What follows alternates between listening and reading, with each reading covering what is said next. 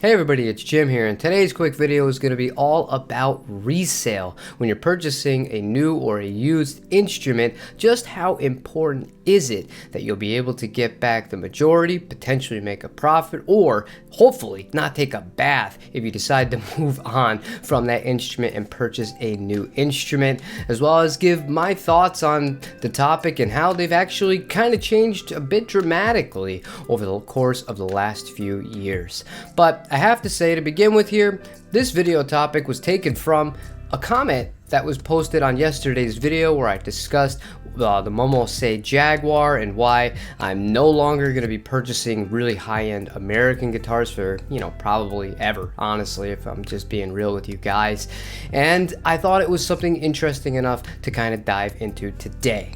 So, a lot of people will go to a Fender guitar or they'll go to a Gibson guitar. These two brands, as far as electric guitar goes, save for Collings, but that's super high end, are notorious for being able to be resold for a significant portion of whatever you purchase it for. And it's a really appealing thing knowing that, look, if I buy this guitar used, the American Professional 2 for example, for $1,150, odds are if I don't love the thing or I decide I want to upgrade, I can turn it in or sell it rather and get pretty darn close to exactly what I paid for it. And that is true. There's absolutely no denying that those two brands in particular are really good at holding their resale value. But how important is it when you're making an actual purchase? I don't think it should be as important as we're making it out to be, because what I think should happen is you should be buying the right guitar first, regardless of what brand that guitar is. In the past, I've been guilty of not buying guitars that I've actually really liked. I'm thinking of one in particular. I went to Wolf Guitars, a shop that had a Plek machine, and I found a brand called Rittenhouse. They had a double bound Telecaster with a TV Jones in the neck and a beautiful single coil twang to it. I really dug this guitar, but I just couldn't do it at that price because all I could be thinking about in the back of my head, what if I don't love this guitar in 6 months? I'm gonna take such a huge financial hit selling this thing that I talked myself out of a really good guitar, and that guitar was sold and probably will never be seen again because Abe Rittenhouse doesn't like to build the same exact thing twice, especially something as creative like that, unless it's a custom order. But I think that experiences like that, which have been of many, that was just one kind of iteration of this happening to me. And also kind of as a side business, buying and selling guitars, I wasn't able to separate the two things.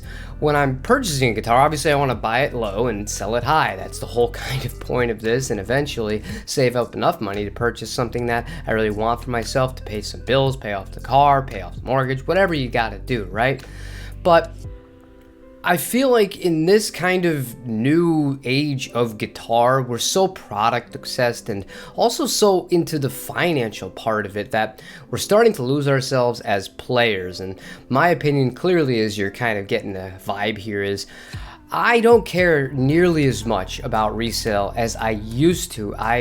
Once I find a guitar I like and I love and I don't want to get rid of, like the 77, the Momo Say, or even the Gibson Dub for example, it doesn't matter what it's going to be worth because I've found what I'm looking for. What do I care what it's going to be worth in the long scheme of things? If the guitar is playing amazing, it's everything I want, it's not leaving me saying, this is nice, but maybe I'd like something a little bit better one day, then why even factor into the equation?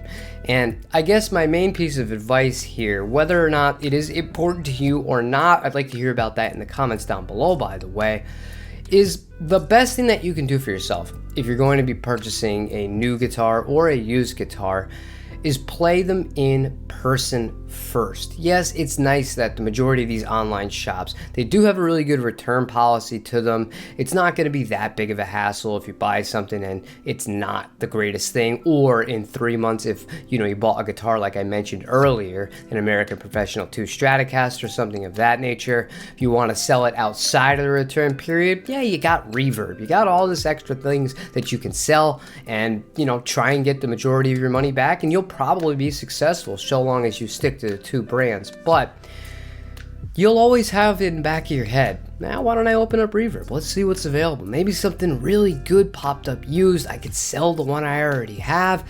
It's a trap. It's a trap. It's just another thing that's going to keep you from playing your guitar, just like your phone is, Twitter, Instagram, whatever kind of things that you do to kind of pass the time here. If you could take that out of the equation, you already have a guitar you really like, you played it first, you fell in love with it, just get to the music, whether it's practice, writing, or just playing to have fun and enjoy the art of creation. So, thank you, Romain, for giving me this little tangent soapbox to go on. However, I really would like to hear your guys' thoughts on it. Is it important to you? Do you think it's something that you consider heavily or in a kind of minor sense when you are making a decision to purchase a guitar?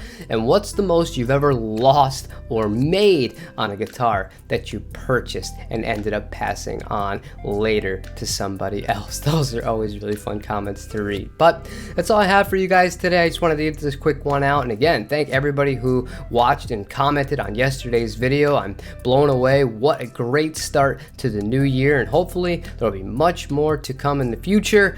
Tomorrow, we're going to be taking a look at the Harley Benton, what's left of it, the TE62. Yeah, kind of took a bit of a dive, but we'll save that for tomorrow's video. Thanks for watching, and I hope you have a wonderful rest of your day. Take it easy, everybody.